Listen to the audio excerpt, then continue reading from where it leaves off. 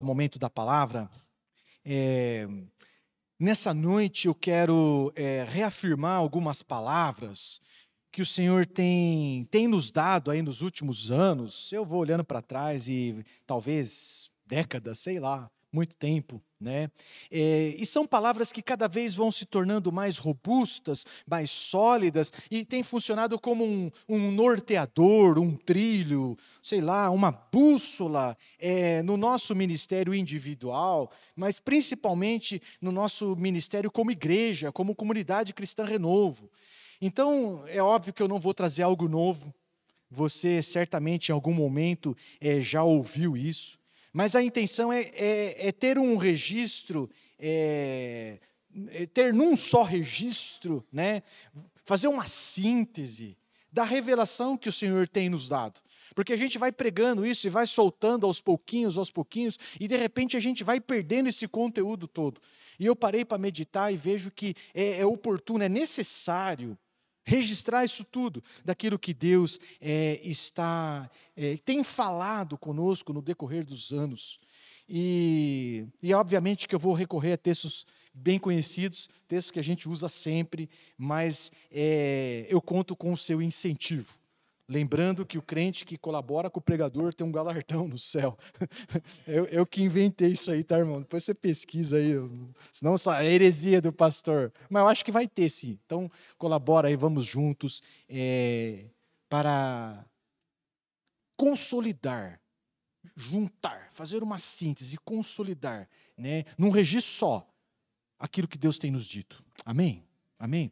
Então, eu não sei se você já reparou, mas como igreja brasileira, sempre que falamos do tempo do fim, do tempo dos últimos dias, dos dias que antecedem a volta de Jesus, tempo do fim, geralmente a gente vai no rumo de apontar as dificuldades do tempo do fim. Então a gente diz, será um tempo de apostasia, será um tempo de frieza espiritual, será um tempo de mornidão, tudo isso é verdade. Um tempo de mornidão, um tempo de falsos ensinos e falsos mestres, um tempo que muita gente vai abandonar a fé. E eu preciso te dizer, tudo isso é verdade, de fato isso vai acontecer, é assim mesmo, mas acontece que nem eu e nem você estaremos nas fileiras daqueles que estão sendo reprovados. Posso ouvir um amém? Nem eu e nem você estaremos nas fileiras daqueles que estão abandonando a fé, não estaremos ao lado daqueles que estão se perdendo. Muitos vão se esfriar, muitos vão abandonar a fé, mas eu e você estaremos do outro lado. Nós estaremos do lado daqueles que estão trabalhando, preparando o caminho para a volta do Senhor, amém? Amém? Então, eu preciso pregar acerca dos que creem. Eu preciso trazer uma palavra de instrução, uma palavra de encorajamento para aqueles que aguardam a vinda do Senhor e aguardam trabalhando em favor da volta do Senhor. Então, queridos, essa mensagem, ela pode funcionar para aqueles que estão se perdendo e que estão se esfriando na fé e que estão retrocedendo, pode funcionar como um alerta, e talvez você que esteja nos assistindo pela internet, está vivendo um tempo de frieza espiritual, que sirva de alerta para você, dá tempo de voltar para o lado certo, para o caminho certo. Mas para aqueles que anseiam pela volta do Senhor, por aqueles que trabalham e preparam a volta do Senhor, o propósito dessa noite é uma mensagem de incentivo para a tua vida. Amém? Amém? Então, vira para o teu irmão e fala assim, é incentivo para a tua vida. É isso aí. É isso aí. Então, queridos, o que vai acontecer? Né? Como viverá? É quase aquele Globo Repórter, né? Quem são, como vivem, né? Como viverá o crente do tempo do fim? Como será a vida do genuíno crente do fim? Então eu vou recorrer a textos que os irmãos conhecem. Na pandemia, Deus nos deu um mapa, vocês lembram disso? Nós estudamos o livro de Joel, um livro riquíssimo, e eu quero ler pelo menos a porção mais famosa do livro de Joel, para nos dar noção de como será o tempo do fim, como vão fluir, como é que vai viver os crentes, a igreja do tempo do fim. Eu vou projetar para você Joel 2, do versículo 28 ao versículo 32, está na tela. Eu grifo algumas coisas aqui e depois a gente conversa sobre isso.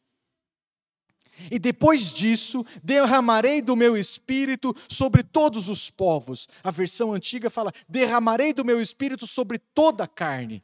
E os seus filhos e suas filhas profetizarão. Os velhos terão sonhos, os jovens terão visões. Até sobre os servos e as servas derramarei do meu espírito naqueles dias. Mostrarei maravilhas no céu e na terra, sangue e fogo e nuvens de fumaça. Pode passar. O sol se tornará em trevas e a lua em sangue, antes que venha o grande e terrível dia do Senhor. E todo aquele que invocar o nome do Senhor será salvo, pois conforme prometeu o Senhor, no monte Sião, em Jerusalém, haverá livramento para os sobreviventes, para aqueles a quem o Senhor chamar. Fala glória a Deus aí.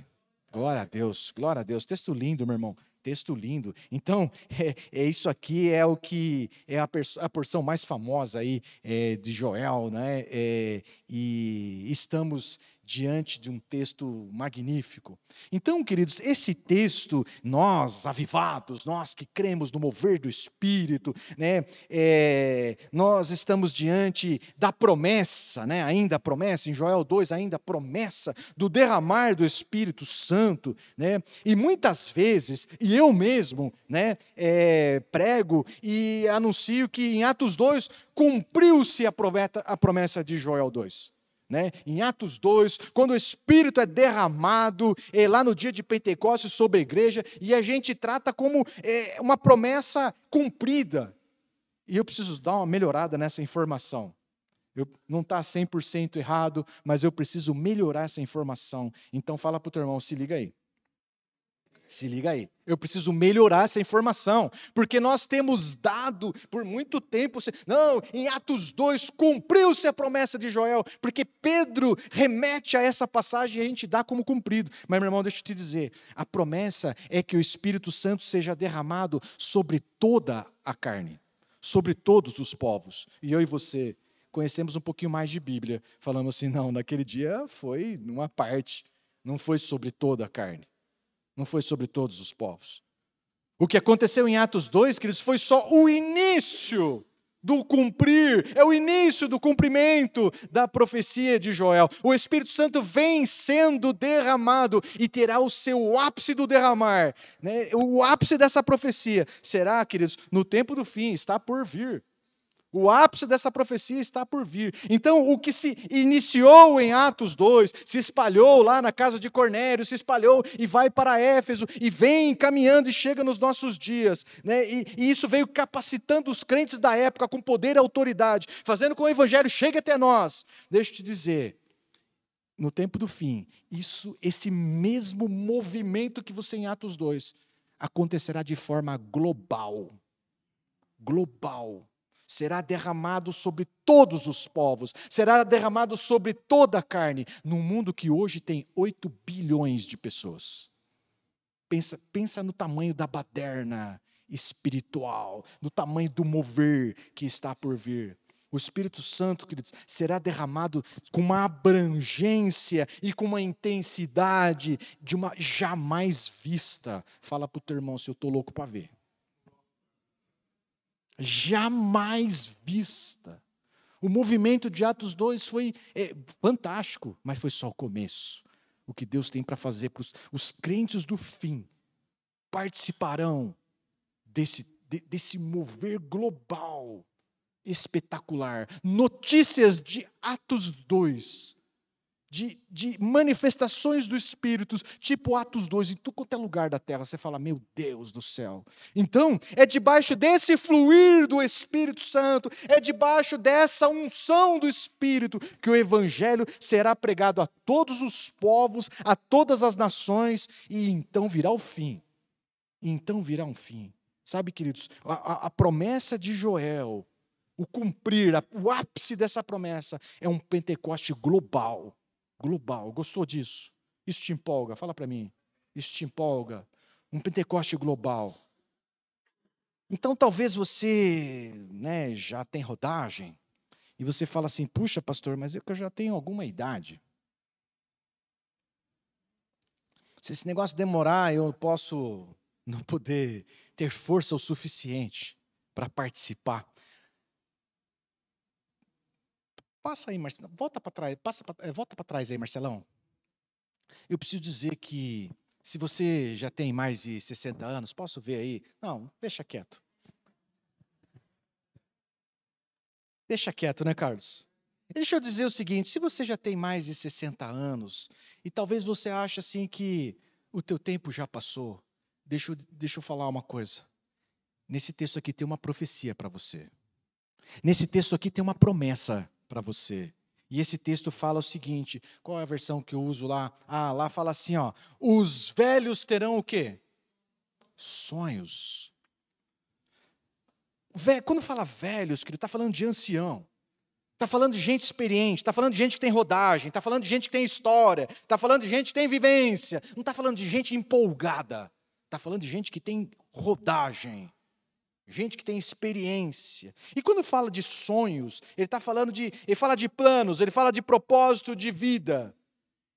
E o texto fala que os velhos, gente experiente, vai ter sonhos. Gente experiente, debaixo dessa unção, vai sonhar.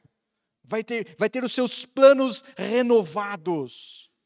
Os velhos, debaixo dessa unção do derramar do Espírito, no tempo do fim, terá os seus sonhos renovados, as suas forças renovadas. Os velhos que tiverem fé participarão do mover do Espírito Santo no tempo do fim. Amém, queridos? Isso aí, irmã Nazaré, se apega. Porque os que confiam no Senhor renovam as suas forças, voam alto, não estão limitados ao natural. Esse é um mover sobrenatural. Os velhos terão sonhos. Os velhos terão propósitos renovados. A essa altura já poderia estar, para mim já deu. Não, ele vai estar cheio de vida, cheio de vida. Viu? Nesse ambiente de unção do Espírito, de derramar do Espírito, o texto bíblico fala que os jovens terão visões, é isso? Estão lendo a Bíblia aí ou não?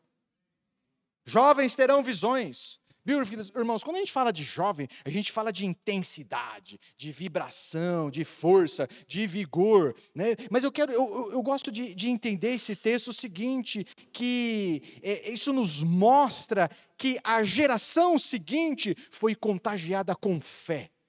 Sabe que a geração dos pais conseguiu comunicar uma fé poderosa aos jovens, que agora os jovens têm visão. Então, isso fala de uma fé crescente na família. Crescente, bem diferente do que a gente tem visto nos nossos dias.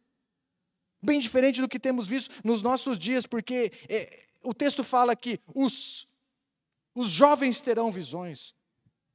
A geração seguinte é uma geração onde a fé aumenta. Está tão comprometida quanto a outra. Ela aproveita os alicerces que a geração passada fez e constrói em cima. E vai além. Bem diferente dos nossos dias. Onde a gente vê uma fé decrescente. Fala aí, misericórdia. Fala assim, na minha casa não. Decrescente. Vovô era um homem de Deus. Olha, ele orava. Como vovô, meu Deus, vovô orava, Deus respondia. Papai já só orava quando precisava, né? Quando as coisas apertavam, aí papai dobrava o joelho. E você, irmão? Eu ando bem sem tempo, mas quando eu tenho tempo eu vou na igreja. Uma fé decrescente. Mas no tempo do fim, uma geração comunica fé à outra e a outra vai além. É isso. É isso que o texto fala. É isso que o texto fala. O texto também nos diz o seguinte, que filhos e filhas profetizarão. Está aí em algum lugar? Os velhos, os jovens, lá eu pulei lá em cima, né? Está lá mesmo. Os filhos e filhas profetizarão. Sabe, queridos, está falando de uma família profética. Está falando de uma família que está discernindo o coração de Deus. Fala de uma família ligada com o coração do Pai e que traz os decretos de Deus à terra. Filhos e filhas, masculino e feminino. O texto fala de servos e servas, que o Espírito será derramado sobre servos e servas. Sabe, o Espírito Santo será derramado, queridos, sobre todo tipo de gente, independente da classe social. Pode ser rico, pode ser pobre, vai fluir no poder do Espírito. Pode ser culto, pode ser analfabeto, pode ter teologia, pode não ter teologia. Vai fluir no poder do Espírito, porque o Senhor há de derramar o Espírito sobre toda a carne. Toda a carne. Toda a carne. Então, serão levantados com poder e autoridade no nome de Jesus. O que eu estou pregando mesmo, Luiz? Eu acho que o pessoal se perdeu. Sabe o que é? É como os crentes do fim vão viver debaixo da unção do derramamento do Espírito, da último derramar do Espírito. O texto fala de sinais poderosos e mostrarei maravilhas no céu e na terra. Viu? Esse povo o sobrenatural de Deus vai confirmar a pregação. O sobrenatural de Deus vai confirmar a pregação com sinais e maravilhas. O Senhor vai se manifestar de uma forma sobrenatural. E qual que é o resultado disso? O resultado disso é que todo aquele que invocar o nome do Senhor Jesus será salvo. A maior colheita de todos os tempos. A maior colheita de todos os tempos. Teremos notícias de Pentecostes por todo lado. É o derramar do Espírito, acompanhado de arrependimento e de salvação, por todo lado. Num planeta que hoje tem 8 bilhões de pessoas. A gente olha para o texto bíblico e a gente olha com alegria e vê que Pedro pregou pela primeira vez e 3.000 pessoas aceitaram Jesus. E Pedro pregou de novo e 5.000 pessoas aceitaram Jesus. Num mundo que eu fiz uma pesquisazinha bem tosca aí no Google, que talvez tivesse aí em torno de 200 a 300 milhões de pessoas. Imagina, sobre o tempo do fim.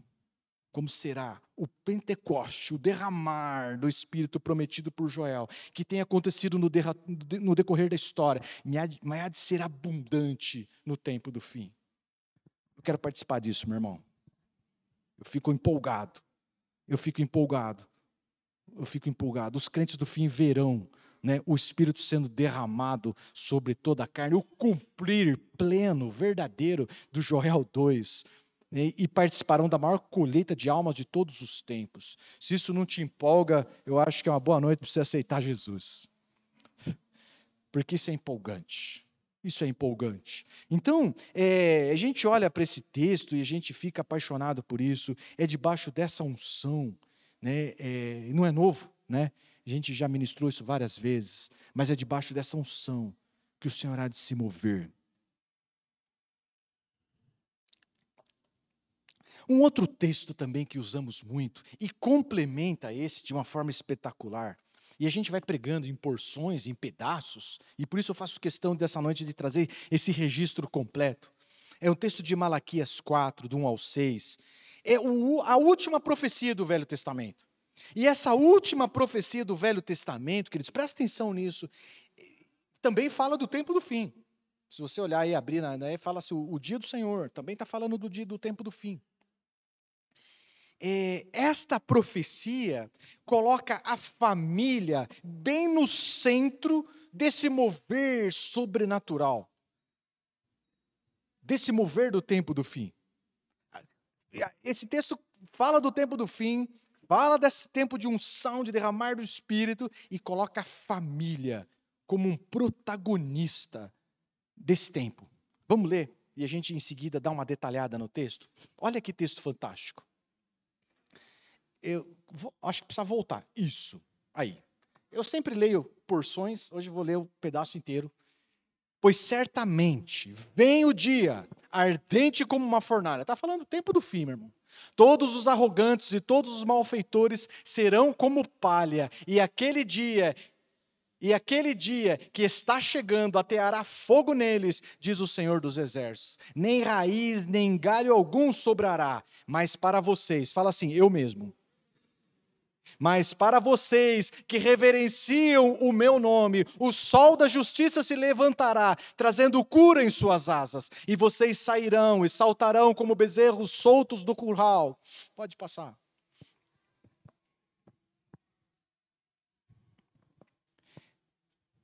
Tem um delay aí, tranquilo.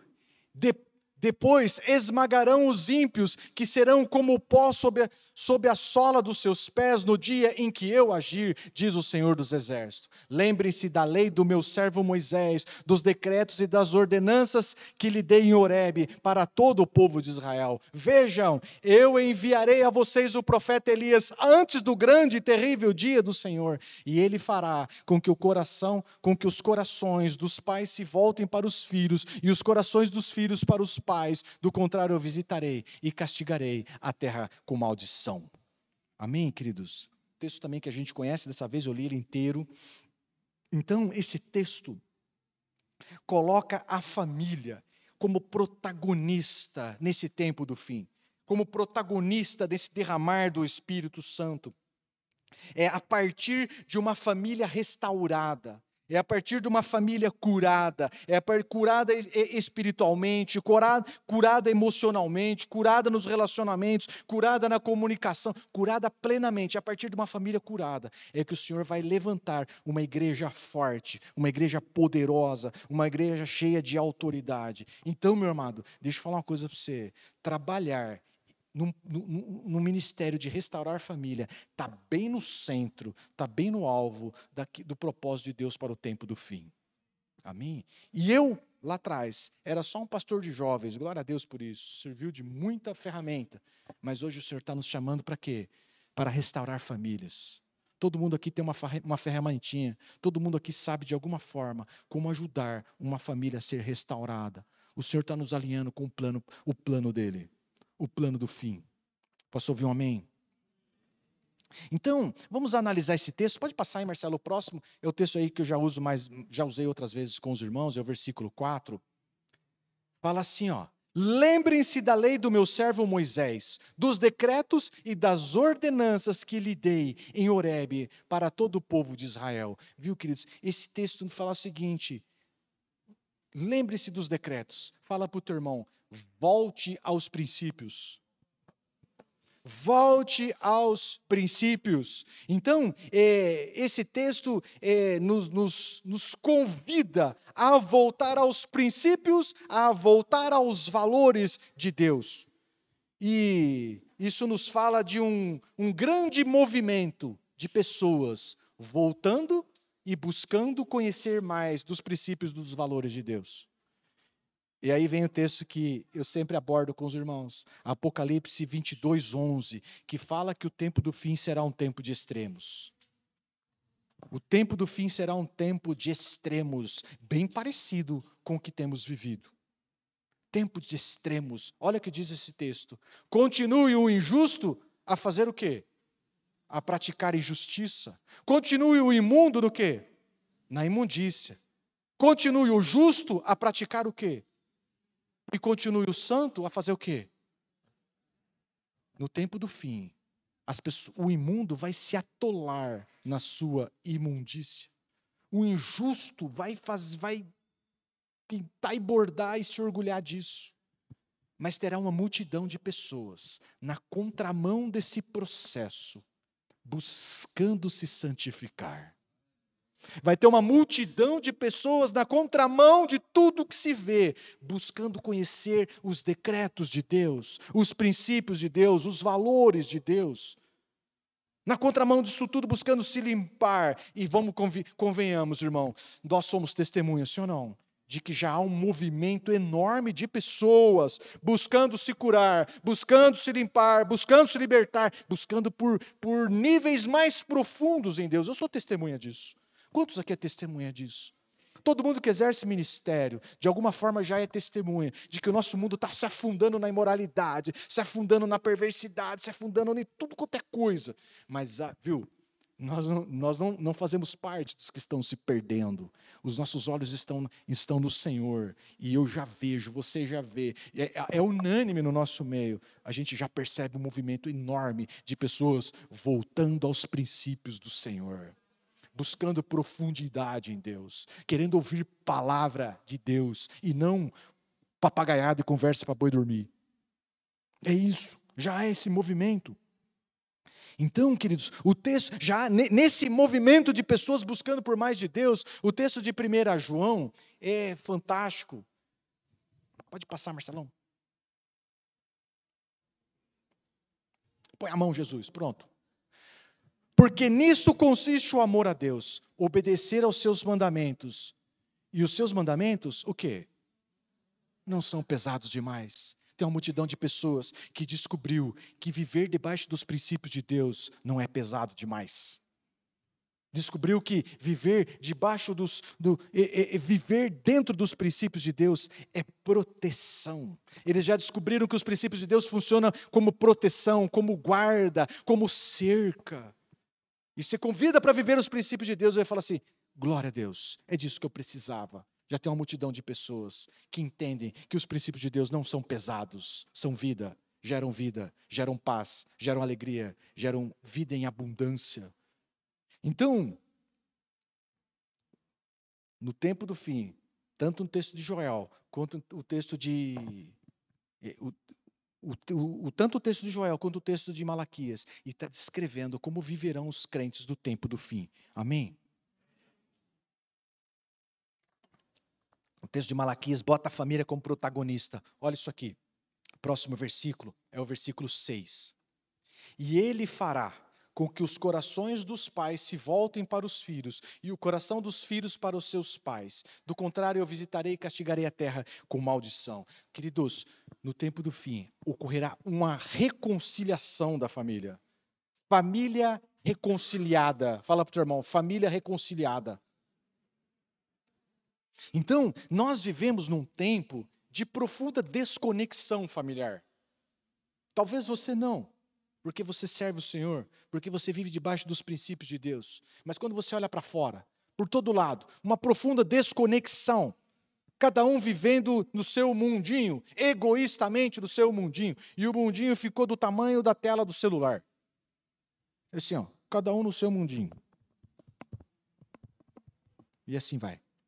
Amanhece e dorme, dia após dia, dia após dia. Mas há uma promessa em que a família será reconciliada. O coração dos pais vai se voltar para os filhos, e o coração dos filhos vão se voltar para os pais. Será destruído um ciclo de desonra.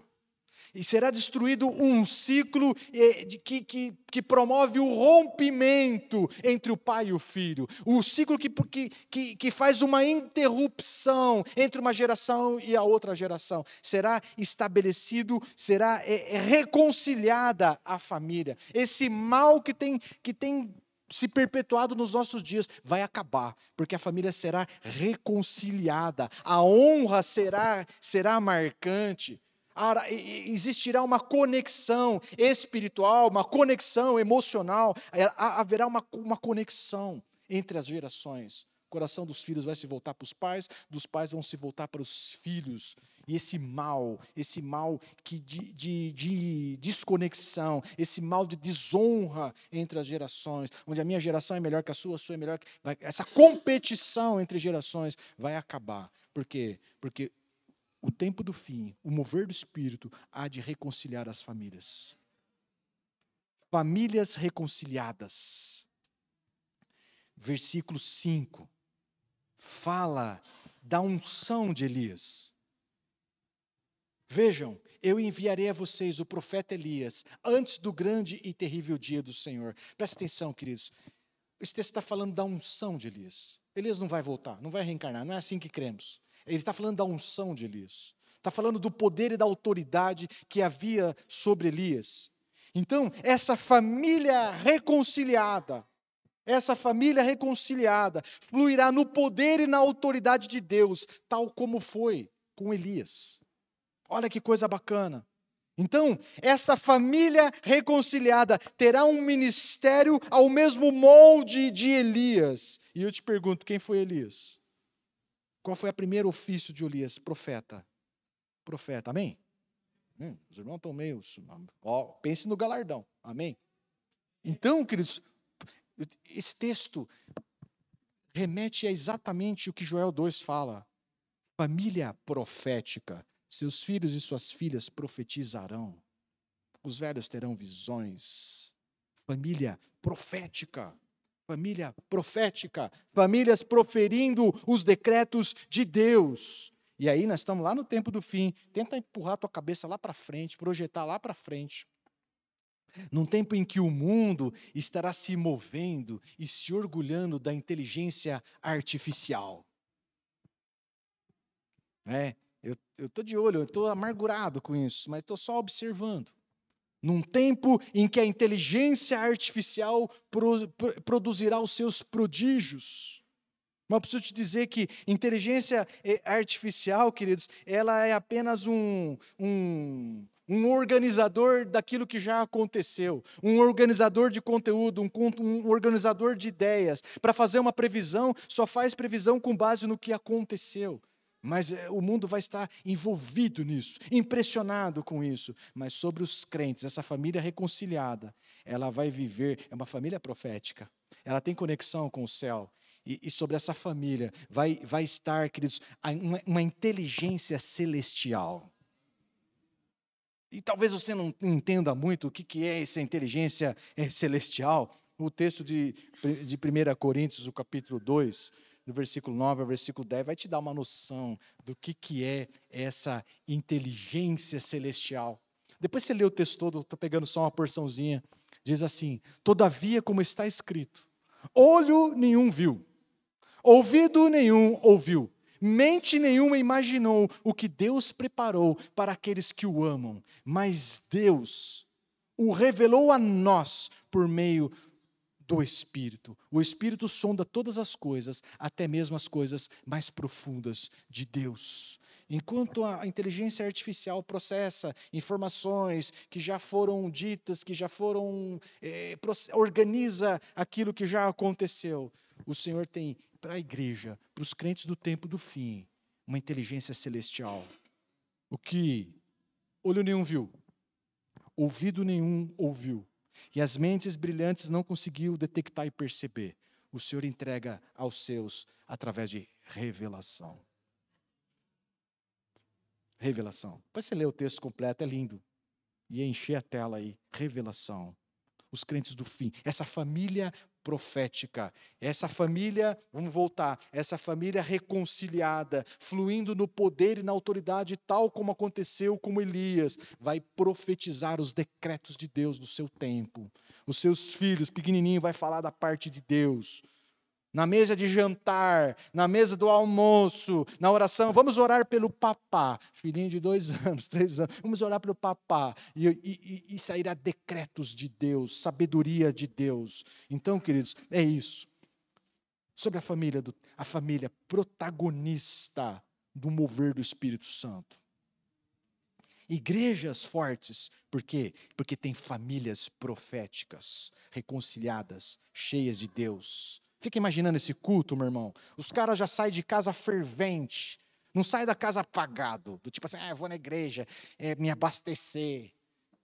Porque estou sem gasolina, estou sem fé. Vou na igreja. Não. Eles já estão cheios de fé. Lá na mesa do jantar já profetizaram. Lá no almoço já saíram inflamados. O Senhor já anuncia do que vai fazer. E eles chegam cheios do Espírito Santo. Passa e cumprimenta o pessoal da recepção. Viu? Já um abraça o outro, já começa aquele mover do Espírito. Esse é o tempo do fim.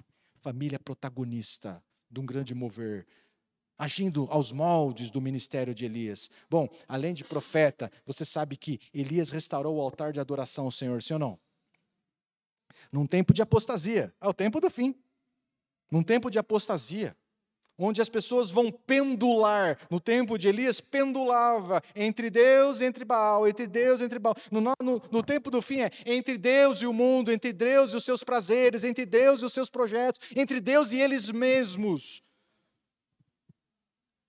A família restaurada, a família reconciliada, cheio do Espírito Santo de Deus, vai restaurar a adoração ao Senhor e vai trazer o céu para a terra. A atmosfera do céu vai invadir a terra. Meus amigos, queridos, eu creio piamente nisso. Eu aguardo isso ansiosamente. o céu na terra. As pessoas vão se converter, as pessoas vão perguntar o que tem nesse lugar, as pessoas vão ouvir as músicas e vão entrar, as pessoas vão clamar, me entrega isso, compartilha comigo o que você tem, fala para mim. Assim, nós temos o Espírito Santo de Deus, e é distribuído de graça, porque todo aquele que invocar o nome do Senhor será salvo. Presente, de graça, de graça. Venha e sacia a tua sede. Sabe, queridos, então, assim, uma multidão de gente manifestando o sobrenatural de Deus. Não é um derramar sobre um ungidão.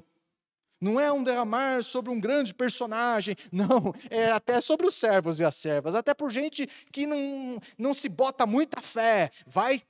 O Espírito será derramado. É um mover dos anônimos, é um mover de um monte. Viu? Um monte de Elias, um monte de gente fluindo no poder e na autoridade do Senhor. É isso, é esse o tempo do fim. É esse o tempo que espera. Então, o sobrenatural, você vai chegar e vai falar assim, rapaz, eu orei e o cego viu. Ele fala assim, que bom. Mas então não é porque eu orei, um aleijado viu? Um aleijado andou. O sobrenatural vai ficar normal. É normal. O sobrenatural de Deus será tão comum. Será normal. Será normal. Esse é o que espera, né? O tempo do fim, queridos. O sobrenatural ficará normal. Famílias movendo-se no poder e na autoridade do Senhor. Então, queria encerrar. O avivamento tão esperado, tão anunciado, está às portas. E poderá ser o último avivamento que eu e você venhamos a participar.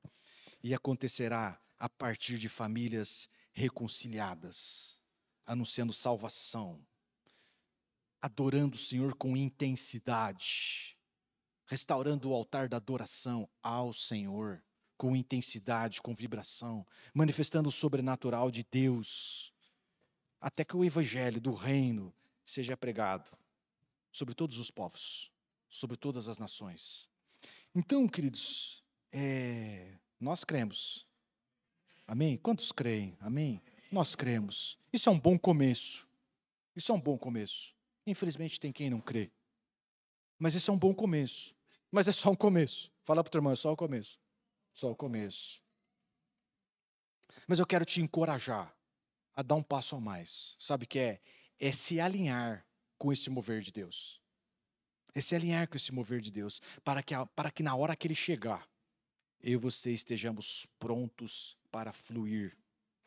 Para na hora que o rio de Deus vier, você não fica só sentindo o fluir. Você venha surfar essa onda. Você venha desfrutar, participar ativamente como um ministro de salvação, como um ministro de esperança. Então, o avivamento é tão esperado, e eu geralmente falo nas formaturas aqui do nosso curso, eu não sei qual vai ser o movimento que vai acontecer, mas eu sei onde vai começar. E você também sabe onde vai começar. Bem na sala da tua casa. Bem na sala. Esta igreja nasceu bem na sala de uma casa. Então, queridos, alinhe a tua casa. Alinhe a tua casa. Reconcilie a sua família. Esse é o primeiro passo. Comece a alinhar a tua casa com o plano divino. Reconcilie a tua casa. Que o coração do pai se volte aos filhos, que o coração dos filhos se volte aos pais, que o coração do esposo se volte à esposa, que o coração da esposa se volte ao esposo. Reconcilie a tua casa. Que haja um espírito de unidade na tua casa, a iniciar na tua casa. Viva, pratique todos os dias o espírito da reconciliação, porque é um espírito desse mundo que quer nos dividir, nos separar e nos prender em nós mesmos, nos fazendo aprisionados em nós mesmos. Viva o espírito da reconciliação. Mantenha a sua família reconciliada, esse é um passo fundamental. Mantenha a sua família unida. E é nisso, quando o rio fluir, a família já está pronta para participar do novo de Deus, do derramar pleno e completo, do cumprir pleno e completo da promessa de Joel 2. Amém? Amém. Os nossos olhos verão a glória do Senhor. É nisso que creio. É isso que essa igreja crê. É para isso que Deus nos chamou. Curar famílias, reconciliar famílias, para que juntos possamos participar desse mover. Amém, amados? Curva a tua cabeça, abraça a tua família aí, junta aí. Pode apagar a luz para nós aí, vamos orar um tempo.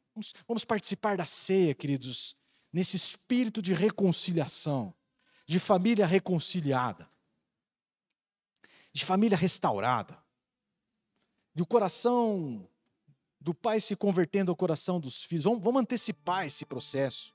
Vamos colocar em pé.